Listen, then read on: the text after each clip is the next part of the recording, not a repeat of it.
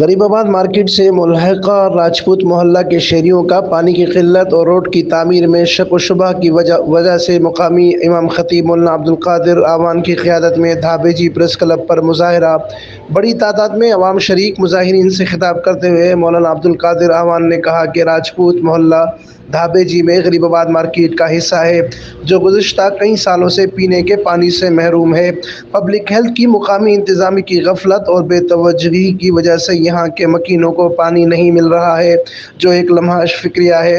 مظاہرین نے Peoples party رہنماؤں اور مقامی حلقہ سے وابستہ سابق چیئرمین ضلع کونسل غلام قادر پلیجو و سینیٹر ششی پلیجو سے اپیل کی ہے کہ وہ پانی کو دھابے جی کے محلوں میں پہنچانے کے لیے نوٹس لیں اور انسانیت کے ناطے پانی پہنچانے میں ان کی مدد کریں۔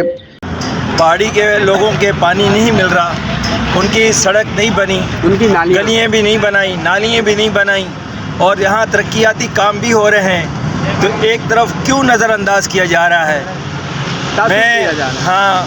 میں صادق میمن صاحب سے، ششی پلیجو صاحب سے اور محترم اپنے غلام قادر پلیجو صاحب سے، چونکہ وہ میرے ہم نام ہے، میرا نام عبدالقادر ہے، ان کا نام غلام قادر ہے، ہمدردیاں ایک جیسی رہنی چاہیے۔